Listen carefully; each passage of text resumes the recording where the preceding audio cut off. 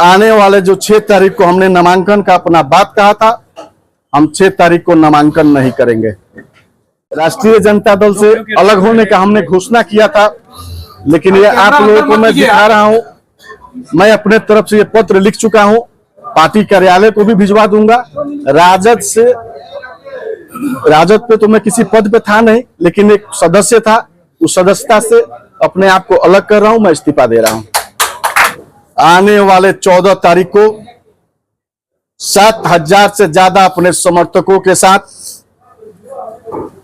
दिन में 1 बजे जनता दल यूनाइटेड के कार्यालय में हम लोग सब जदयू का सदस्यता ग्रहण करेंगे। सारण जिला ही नहीं, पूरे बिहार में महाराजगंज लोकसभा क्षेत्र को लेकर चर्चा है।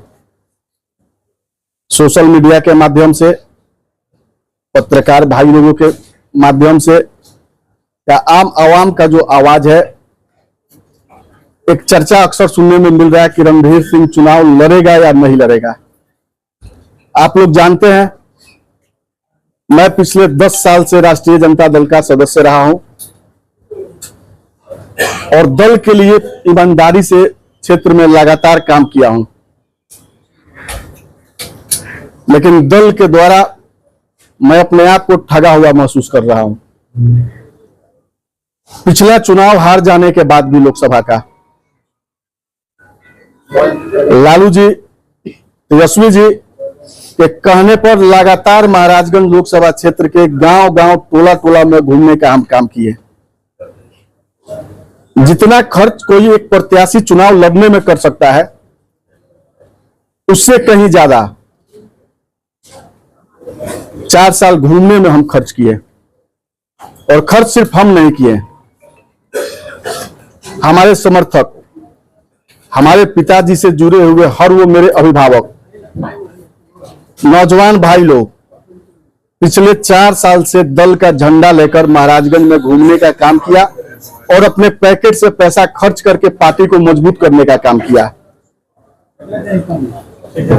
लेकिन अंतिम समय में महाराजगंज सीट कांग्रेस के खाते में दे दिया गया। उस वक्त तो समझ में नहीं आ रहा था कि आखिर कांग्रेस को ये सीट क्यों दिया गया। और ये वास्तविकता है कि कांग्रेस के पास ना उस दिन कोई प्रत्याशी था और ना आज जिसको प्रत्याशी के रूप में महाराजगंज में लाया गया वो महाराजगंज के लायक वो प्रत्याशी है। लेकिन अब मुझे ये समझ में आ रहा है कि लालू जी को अपने बेटी को सारण से चुनाव लड़ाना था। एक जात को टारगेट करके, खास भूमिहार जाति को वोट लेने के लिए मेरे साथ साजिश करके मेरा टिकट काटा गया और छपरा में भूमिहार वर्ग का वोट उनकी बेटी को मिले, इसके लिए महाराजगंज में उस समाज का प्रत्याशी बनाया गया। लेकिन ये आप लोग भी जानते हैं, पूरे बिहार का आवाम जानता है कि भूमिहार समाज के लोग आज मजबूती के साथ बीजेपी के साथ खड़े हैं।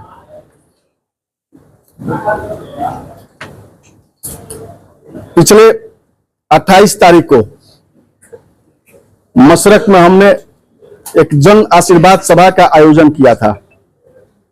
लोगों का कहना है कि उसमें 25,000, 30,000, 40,000 तक लोग आकलन लगा रहे हैं कि लोग आए हुए थे।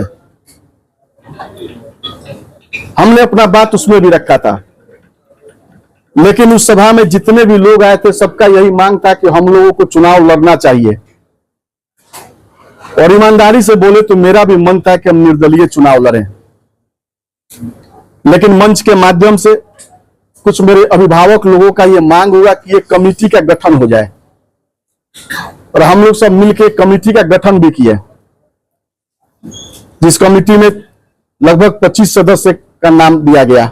वो सभी सदस्य लोग आज हमारे साथ आपके सामने बैठे हुए हैं। उनका नाम आपको बाद में दे दिया जाएगा, उनका क्या ओहदा है वो दे दिया जाएगा। और ये लोग पिछले 5 दिन से महाराजगंज लोकसभा क्षेत्र के 14 प्रखंड में गांव-गांव में जाकर लोगों से मिले। महाराजगंज के आवाम का ये मानना है कि रणधीर को चुनाव लड़ना चाहिए। हर जाति, हर समाज के लोग हमारे साथ मजबूती से खड़ा है। और जो हमारे सदस्य लोग हैं, इन लोगों का भी ये कहना है कि नहीं, चुनाव हम लोग लड़ा जाए। कल 3 तारीख को हम कमेटी के सभी सदस्य लोग के साथ बैठकर बात किए। उस बैठक में स्पष्ट रूप से इन लोगों का कहना है कि नहीं, हम लोगों को चुनाव लड़ना चाहिए।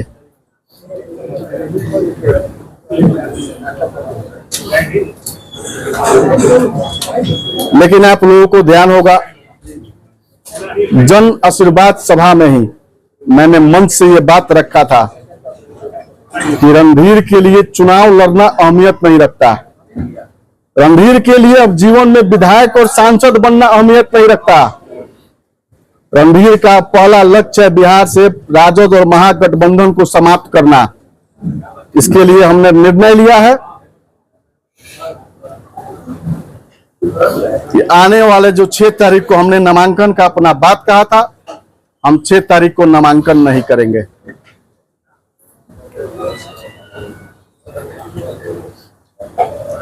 मेरे पिता पहली बार जब चुनाव लड़े, निर्दलीय के रूप में विधानसभा मशरक से चुनाव लड़े थे। हर जाति, हर समाज, हिंदू मुस्लिम मजबूती से उनका साथ देने का काम किया लोग। और आज भी महाराजगंज लोकसभा क्षेत्र में हर सभी जाति, सभी वर्ग के लोग, हिंदू हो या मुसलमान, मजबूती से मेरे और मेरे परिवार, मेरे पिता के साथ खड़े हैं। अभी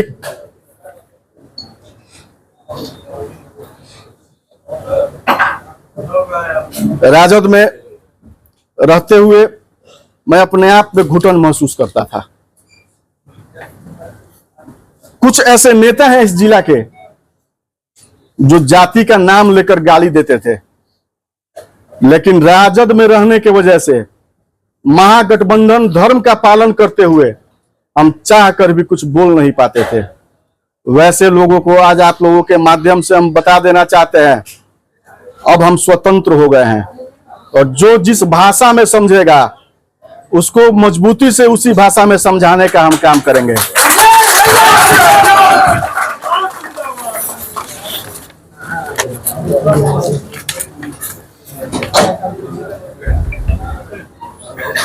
अभी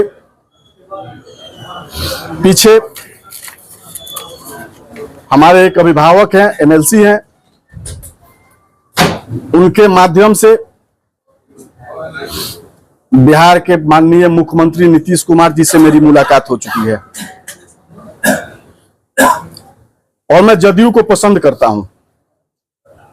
जदयू को पसंद करने का कारण है कि बिहार में एक जेडीयू ही ऐसी पार्टी है जो सभी जाति, सभी वर्ग, हिंदू हो या मुसलमान, सबको साथ लेकर चलने का काम करता है। बिहार को विकास का एक ऊंचाई देने का काम जेडीयू के द्वारा किया गया है। और जब मेरे पिता शुरू में निर्दलीय लड़े, उस वक्त भी हर वर्ग के लोग साथ दिए। और बिहार में सभी वर्ग को लेकर जब नीतीश कुमार जी चल रहे हैं, तो ये हमने फैसला किया है आने वाले 14 तारीख को 7,000 से ज्यादा अपने समर्थकों के साथ दिन में 1 बजे जनता दल यूनाइटेड के कार्यालय में हम लोग सब जदयू का सदस्यता ग्रहण करेंगे। अब इसके बाद आप लोगों को जो पूछना है पूछ सकते हैं। रणधीर जी, आपने कहा कि प्रमंडल से राजद का सफाया करने में अपनी भूमिका अदा करूंगा, तो जिस तरह पिताजी आपके 2004-05 में अकेले पूरे बिहार का भ्रमण करे थे, क्या उस तरह आपका कोई इरादा है क्या? आपको ध्यान होगा, एक समय इस बिहार में इस कमिश्नरी का ऐसा था कि इस कमिश्नरी में राजद के मात्र 3 विधायक थे। उस वक्त मरहूम मोहम्मद शहाबुद्दीन साहब जिंदा थे। आज वो इस दुनिया में नहीं रहे। और जब हमारे पिता जेडीयू में थे, 21 विधायक जिताकर जेडीयू एनडीए के पक्ष में देने का काम किए थे। आने वाले समय 2025 में जो विधानसभा का चुनाव होगा, शून्य पे लाकर कमिश्नरी में हम राजद महागठबंधन को लाकर रख के दिखाएंगे आप लोगों को। अच्छा, वर्तमान लोकसभा चुनाव में आपका क्या रवैया रहेगा? ये तो स्पष्ट है। हमने जब खुलेआम बोल दिया कि महागठबंधन को हमको हराना है, और महागठबंधन को हराने के लिए जब हम स्वयं चुनाव नहीं लड़ रहे हैं, अपना 4 साल का मेहनत, अपने अभिभावकों का दबाव, नौजवान साथियों का दबाव होने के बाद भी जब ये बोल दिए कि चुनाव नहीं लड़ेंगे, महागठबंधन को हराना है, तो महागठबंधन को हराने के लिए चाहे जिसका भी मदद करना हो, जिसको भी जिताना हो, हम लोग जिताने का काम करेंगे। रणधीर जी, एक सवाल है, आप ही की तरह मीना साहब भी जो है वो राजद से दुखी हुई है, रामा सिंह भी उन्होंने और वो चुनाव में खड़ी है, क्या आप उनके मदद के लिए भी इस बार पार्टी ने ऐसा क्यों किया है? देखिए, हमारे साथ जो भी लोग हैं, हम जहां रहेंगे वो वहां रहेंगे। जो हमसे हमारे इस निर्णय से सहमत नहीं होंगे, इस चुनाव के लिए वो अपना मत नोटा में देने का काम करेंगे। नहीं, आपके पिताजी का सीवान में भी अच्छा प्रभाव रहा है, तो क्या उनके प्रभाव को अपने प्रभाव से उनके सीट के लिए क्या कुछ मदद कर सकते हैं आप? जब मैंने एक शब्द में ये बात बोला कि महागठबंधन को हराने के लिए हम लोग किसी का भी साथ देंगे, हमें महागठबंधन को हराना है। अब आप अब एक तरह से 14 तारीख के बाद एनडीए के हिस्सा बन जाएंगे, तो क्या आप एनडीए गठबंधन के प्रत्याशियों के लिए प्रचार करेंगे? जिस दल में जाएंगे उस दल के नेता का जो निर्देश होगा उसको मजबूती से धरातल पे उतारने का काम करेंगे। आज हमारे जिला में हमारा जनता दल यूनाइटेड जरूर कमजोर हुआ है, क्योंकि जनता दल यूनाइटेड को मजबूती देने में हमारे पिता आदरणीय श्री प्रभुनाथ सिंह जी का अहम भूमिका था। आप जानते हैं पिछले 8 साल से वो जेल में बंद है, और राजद में आने के बाद राजद इस जिला में इस कमिश्नरी में मजबूत हुई। लेकिन जब हम जनता दल यूनाइटेड के सदस्य हो जाएंगे तो फिर से उसी तरीके से एनडीए को, जेडीयू को मजबूत करने का काम करेंगे।